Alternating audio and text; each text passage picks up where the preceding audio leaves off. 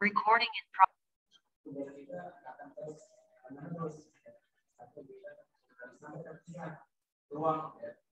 Ruang antara kita di dunia nyata.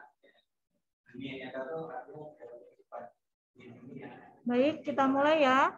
Di sini Renaissance berasal dari bahasa Latin ya, yang terdiri atas dua kata, yaitu re berarti kembali dan naître berarti lahir ya. Dengan demikian Renaissance ini dapat diterjemahkan sebagai terlahir kembali ya. Di sini di kelas 10 kalian sudah mempelajari tentang peradaban Yunani dan Romawi ya. Nah, di sini bangsa Romawi ini telah menempati wilayah yang sekarang kita kenal sebagai Italia. Jadi dulu Italia itu namanya Romawi ya. Pada puncak kejayaannya ya, bangsa Romawi memiliki wilayah kekuasaan seluas 3/4 ya dari wilayah benua Eropa sekarang ya. Karena begitu luas wilayahnya, ada dua bahasa yang digunakan, yaitu bahasa utama di Romawi Barat dan Romawi Timur ya. Di sini akhirnya Kekaisaran Romawi ini runtuh ya di abad ke-4 Masehi ya. Perkembangan peradaban di Eropa seperti meredup selama kurun waktu 1000 tahun. Setelah keruntuhan Kekaisaran Romawi, Eropa berada dalam peradaban abad pertengahan. Masyarakat Eropa abad pertengahan adalah manusia yang kehidupannya didominasi oleh gereja ya. Banyak hal positif yang berkembang di periode tersebut, namun dampak-dampak negatifnya juga ada ya. Di sini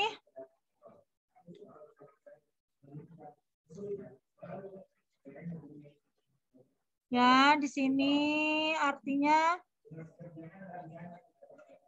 nah, pada saat itu manusia harus patuh kepada ketetapan yang dikeluarkan oleh gereja. Nah, di sini ada pertentangan ya, ada pemikiran yang dapat berkembang ya, adalah pemikiran yang tidak bertentangan dengan apa yang diajarkan dalam teologia ya.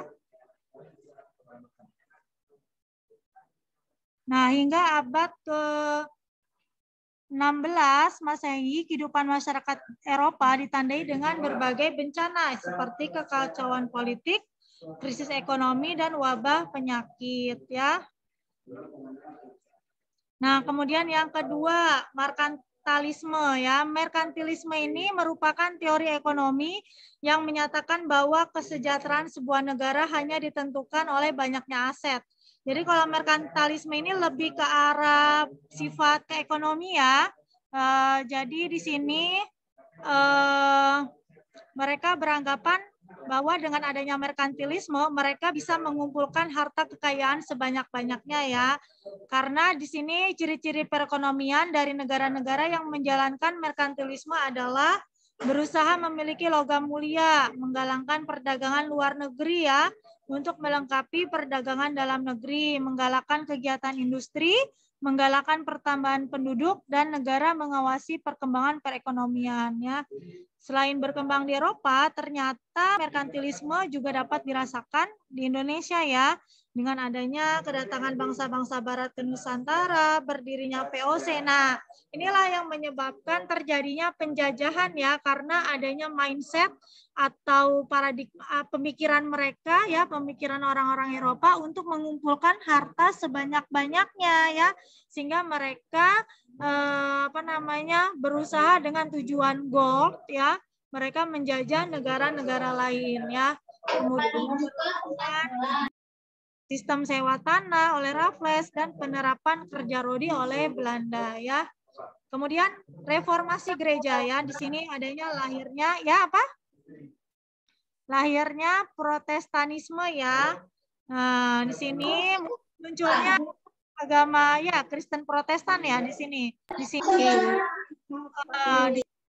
ada pengaruh masa Renaissance, tidak hanya berpengaruh pada bidang kesenian, kebudayaan, politik maupun ilmu pengetahuan ya, tetapi adanya sikap kritis terhadap kehidupan gereja atau agama ya. Faktor munculnya ya reformasi gereja salah satunya adalah keinginan untuk membebaskan diri dari kepemimpinan paus terhadap kehidupan beragama di negara Eropa ya.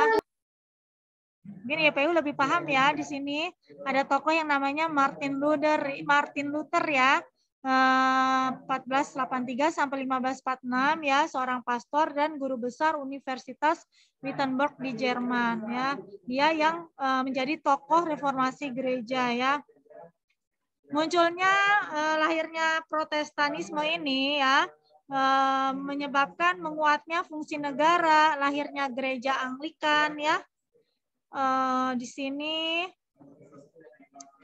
artinya keberanian melawan otoritas ya, supaya terhadap negara-negara terciptanya negara sekuler yang lepas dari intervensi kepausan ya. Ada lebih fleksibel ya. Kemudian yang keempat adalah reformasi dan demokrasi ya. Kemudian reformasi perang 30 tahun dan kebebasan beragama ya. Situ. Kemudian yang kelima adalah revolusi industri ya. Di sini ada perubahan cara pembuatan barang-barang industri yang semula dikerjakan dengan tenaga manusia beralih ke tenaga mesin ya. Salah satunya yang pertama adalah penyediaan pembuatan mesin-mesin tekstil ya. Di sini revolusi industri ini terjadi di Inggris sekitar tahun 1750 ya atau abad ke-18 ya. Lalu berkembang dengan cepat ke seluruh Eropa ya. Nah, makanya mungkin mengapa Eropa disebut negara yang maju juga ya, karena adanya revolusi industri ya. Kalau sekarang mungkin beralih ke Cina ya yang menjadi negara maju ya. Iya, Bu. Nah, di sini faktor-faktor pendukung revolusi industri yaitu stabilnya kondisi keamanan dalam negeri, kolonialisme dan imperialisme ya. Nah, inilah mengapa kita mempelajari sejarah revolusi industri ya. Karena revolusi industri mempengaruhi adanya merkantilisme, mempengaruhi adanya kolonialisme dan imperialisme ya, gitu ya. Jadi dengan adanya kemajuan teknologi, mereka ingin meluaskan ya wilayahnya ya dengan kolonialisme dan imperialisme ya. Kemudian terjadinya perkembangan ilmu pengetahuan ya, munculnya kaum kaya baru, borjuis ya. Kemudian sumber bahan mentah dan pasar hasil produksi dan kaya sumber daya alam, serta tuntutan produksi massal ya. Karena pada saat itu ketika kemajuan teknologi sudah ada, maka muncul tuh pesanan yang banyak ya, sehingga memerlukan tenaga mesin ya. Apa kaitan peristiwa penting di Eropa dengan kehidupan sekarang? Apa kaitannya? Menurut kalian apa? Ada yang tahu nggak? Halo? Ya, Bu. Apa kaitan peristiwa penting di Eropa dengan kehidupan sekarang? Misalnya, apa kaitan adanya revolusi industri dengan kehidupan sekarang? Kaitannya apa? Kaitannya itu tidak, jadi kalau misalkan buat barang itu cepat. Ya. Terus apa lagi? Coba yang paling simpel deh, di Indonesia udah banyak muncul pabrik nggak, industri? Iya, Bu. Ya, itu karena akibat peristiwa di masa lampau, yaitu revolusi industri. Kemajuan ya di bidang irigasi, pendidikan, dan olahraga, karena adanya politik ya. Nah, di sini bendungan. Bendungan itu dengan adanya revolusi industri ya. Kemudian, nah, sistem pembayaran zaman dulu pakai apa? Pakai uang kertas ya? Halo? Halo? Ya, Bu. Nah, ya, Bu. Lewat online ya. Bisa lewat Shopee Pay ya. Sekarang nggak kelihatan ya uangnya ya. Nah, ya, Bu. kalau uang kita pakai Dana ya dan lain-lain. Nah, di sini tetapi walaupun adanya kemajuan itu ya, pasti ada dampak negatifnya ya, yaitu munculnya eksploitasi negara berkembang ya, dengan mengeruk hasil bumi dan alamnya dengan biaya rendah dan menjualnya dengan harga tinggi ya. Harga mahal. terjadi di VOC ya. Ya, Bu. Nah, di sini rumah bersubsidi dari pemerintah nih. Ini termasuk apa nih? Nah, ini salah satu upaya pemerintah supaya bisa bersaing dengan luar negeri ya, luar, yaitu dengan memberikan subsidi langsung terhadap manufaktur negara ya. Ya, Bu. 2 kali 7 kali 2 14. Ya, baik. Dari sini sudah paham tentang merkantilisme, revolusi industri, kemudian apa tadi revolusi gereja ya, sudah paham? 7 kali 2 14. Sekarang yaitu revolusi-revolusi besar yang terjadi di dunia ya, ada revolusi Rusia, China. Sampai di sini masih sehat? Masih, Bu. Oke. Dalam semangat kita mulai kembali.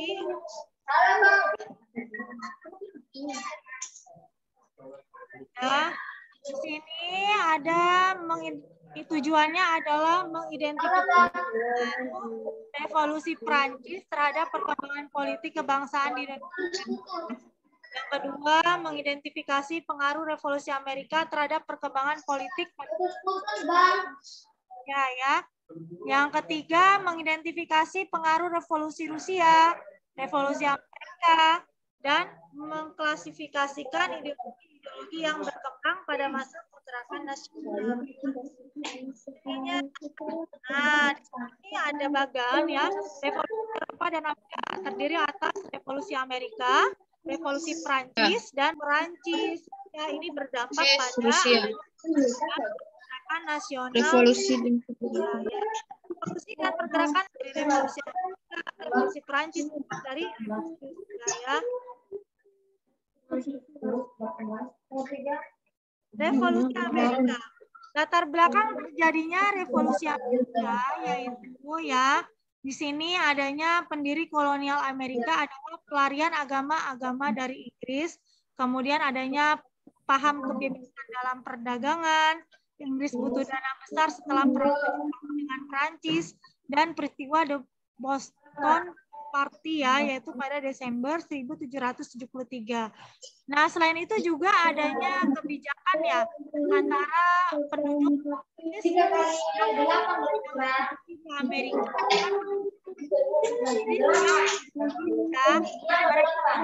dengan pajak gitu. Jadi di Amerika harus membayar pajak. Suaranya putus-putus, Pak. Apa namanya? Tidak setuju ya. Suara Ibu terputus-putus ya? Iya, Bu. Baik. Nah, gambaran perang 7 tahun ya antara Inggris dan Prancis ya. The Boston Tea Party. Perang kemerdekaan Amerika pada mulanya hanya merupakan penentang kebijakan pemerintah Inggris yang dianggap semena-mena. Pada saat itu belum ada tujuan untuk mencapai kemerdekaan. Pada tahun 1776, Thomas Paine mengutarakan pendapatnya dalam sebuah karangan ya yang berjudul Common Sense ya yang berisi gagasan kemerdekaan. Pendapat Paine tersebut menyadarkan penduduk koloni Amerika untuk mengubah perjuangan mereka dari hanya menentang kebijakan pemerintah Inggris menjadi perjuangan mencapai kemerdekaan. Jadi orang-orang Inggris yang ada di Amerika ini juga perlu kemerdekaan juga ya, karena mereka merasa masih terjajah dengan Inggris ya, dengan negara koloninya ya.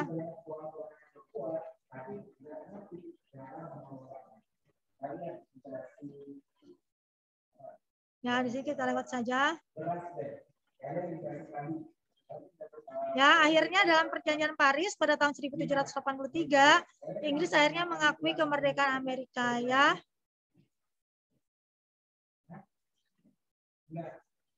Nah, ini adalah revolusi Amerika ya gambarannya ya. Perang antara Amerika Serikat yang dibantu oleh Prancis dan untuk melawan Inggris dan akhirnya dimenangkan oleh Amerika Serikat. Jadi dulu Prancis sama Inggris sebenarnya berseteru ya. Iya, Bu. Ini revolusi Prancis ya. Dipelopori oleh warga kota borjuis yang berkeinginan menggantikan peranan kaum bangsawan dan gereja dalam pemerintahan maupun perekonomian.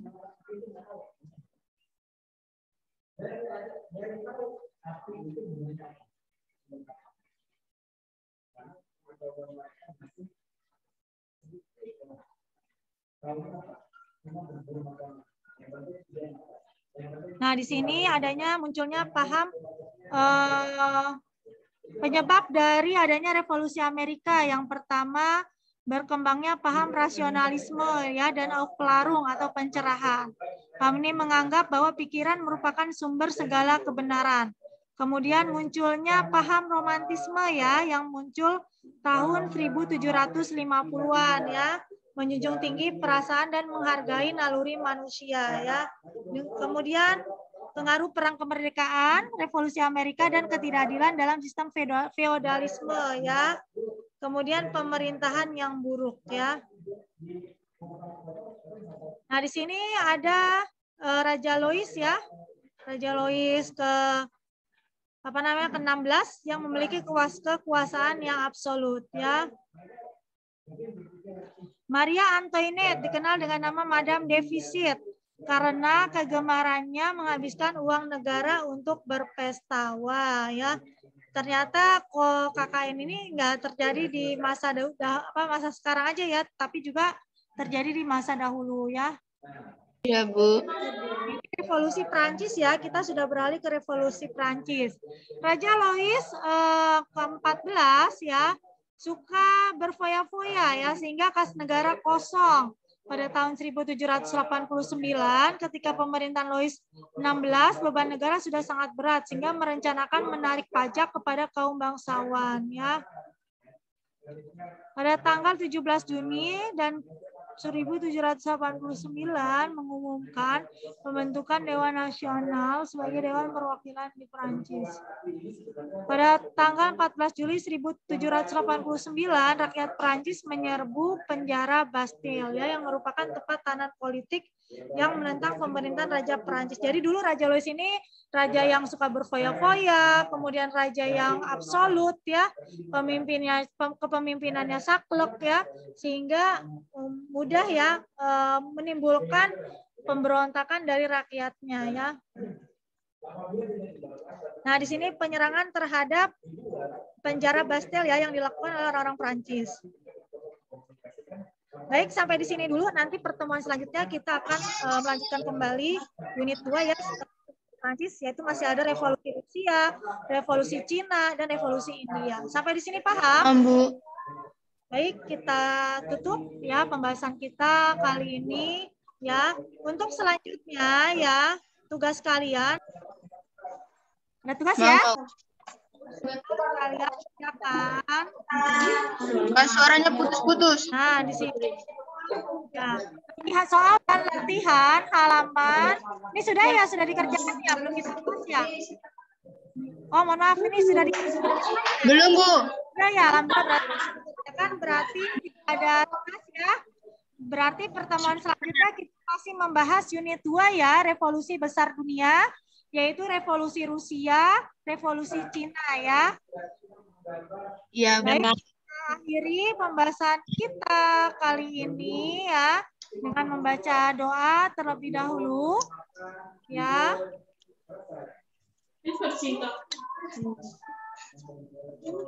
Ya, dengan membaca doa terlebih dahulu, berdoa masing-masing dimulai.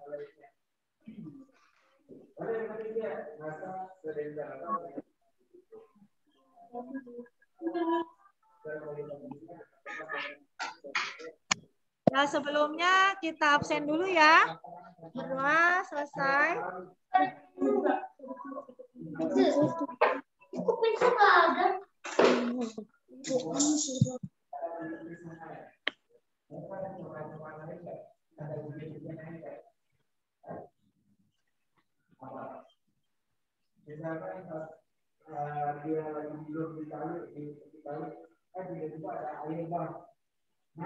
Baik, Ibu. Terus kalau dibuat, nggak mungkin selamanya cuma dibuat. Akhirnya mereka bisa menggunakan secara kelompok bersama anggota yang berbeda.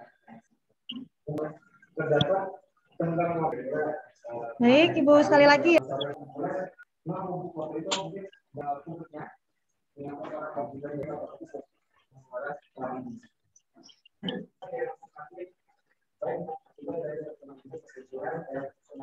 Baik, ya. Mohon maaf ya jika tadi banyak gangguan ya. Mbak Foni seperti kelihatan lelah sekali nih. Ngantuk ya? Ya, ya, Ibu bukan sebagai pengantar tidur siang ya. Baik, setelah ini silakan jika yang ingin tidur siang dipersilakan ya. Karena pelajaran sejarah memang membuat ngantuk ya. Baik, kurang lebihnya. Enggak, Bu. Assalamualaikum warahmatullahi wabarakatuh. Makasih, Kak. Ya, semangat ya. Terima kasih, Kak. Ya, terima kasih. Makasih, Kak. Ya, terima kasih PU Sadari Astin, Bu Foni. Kepercayaan ya, yang membentuk kultur terhadap